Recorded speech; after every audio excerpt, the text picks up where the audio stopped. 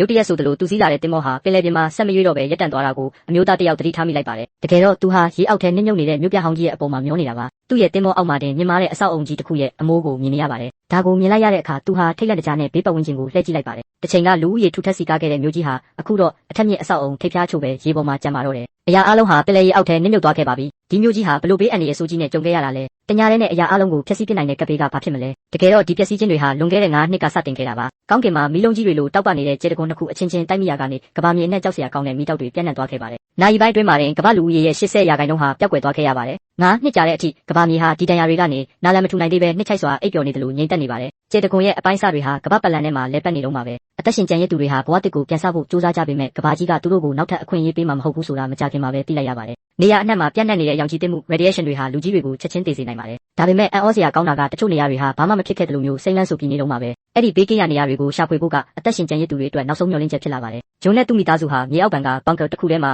အသက်ရှင်နေကြပေမဲ့အပြင်ဘက်ကအခြေအနေကတော့နေတိုင်းပိုဆိုးလာပါတယ်မြင်းကလေးတွေခဏခဏလှုပ်ပြီးမိတောင်တွေဟာလည်းအချိန်မရွေးပောက်ကွဲနိုင်တဲ့အခြေအနေမှာရှိနေပါတယ်အဲ့ဒီနေ့မှာတော့ဂျွန်ဟာကာကွယ်ရေးဝတ်စုံကိုဝတ်ပြီးအပြင်ကိုထွက်လာခဲ့ပါတယ်၆တွေ့နေတဲ့ကမ်းခြေတစ်ခုကိုဖျက်ကျော်ပြီးနောက်မှာတော့သူဟာသမုဒ္ဒရာကြီးကိုမြင်လိုက်ရပါတယ်သူဟာဝမ်းသာအားရနဲ့သူ့ရဲ့အပေါင်းဖော်တွေကိုအကြောင်းကြားလိုက်ပါတယ်ကမ်းခြေနဲ့ရေထဲမှာအသက်ကယ်လေးအများအပြားချီနှောင်ထားတာကိုတွေ့ရတယ်လို့ရေလိုင်းတွေပေါ်မှာစစ်တင်မောဟောင်းကြီးတစ်စီးမျောနေတာကိုလည်းတွေ့လိုက်ရပါတယ်ဂျွန်ဟာတင်မောပေါ်ကအပေါက်တစ်ခုကနေအတွင်းထဲကိုဝင်ကြည့်ပါတယ်တင်မောတစ်စီးလုံးကိုရှာဖွေပေမဲ့ဘာရိခါနဲ့အသက်ရှင်သူကိုမှမတွေ့ရပဲမိလောင်ကျွမ်းနေတဲ့အလောင်းချို့ကိုပဲတွေ့ရပါတယ်သူပြန်ထွက်ခါနီးမှာတော့တင်မောရဲ့လမ်းကြောင်းထိန်းချုပ်ခန်းထဲမှာခရမ်းရောင်ပန်းလေးတစ်ပွင့်ကိုတွေ့လိုက်ရပါတယ်ဒါဟာလွန်ခဲ့တဲ့9နှစ်အတွင်းဂျွန်ပထမဆုံးအကြိမ်မြင်ဘူးတဲ့ပန်းလေးပါအဲ့ဒီအချိန်မှာပဲသူ့ရဲ့နှစ်ချက်ထဲကနေအပေါင်းဖော်တွေရဲ့ထိတ်လန့်တကြားအော်တန်ကိုကြားလိုက်ရပါတယ်နောက်တစ်မိနစ်အတွင်းမှာရောင်ကြီးတစ်မုန်တိုင်း radiation storm ရောက်လာတော့မှာပါဂျွန်ဟာတင်မောပေါ်ကနေအမြန်ပြေးဆင်းပြီးနောက်လှည့်ကြည့်လိုက်တဲ့အခါမဲမောင်နေတဲ့မုန်တိုင်းတိမ်တိုက်ကြီးဟာသူ့စီကိုအရှိန်ဟုန်နဲ့တိုးဝင်လာနေတာကိုတွေ့လိုက်ရပါတယ်သူဆက်မပြေးနိုင်တော့ပါဘူးသူဟာဘန်ကာတကားကိုအမြန်ဖွင့်ပေးဖို့နှစ်ချက်ထဲကနေအော်ပြောလိုက်ပါတယ်ဘန်ကာတကားဟာဖြည်းဖြည်းချင်းပွင့်လာပေမဲ့မုန်တိုင်းကအရန်နီးနေပါပြီဂျွန်အထဲကိုဝင်သွားတဲ့အချိန်မှာပဲသူ့နောက်မှာလျှက်စီးတွေလက်သွားပါတယ်သူဟာအတင်းခုန်ဝင်လိုက်လို့သာဘန်ကာထဲကိုအချိန်မီရောက်သွားတာပါ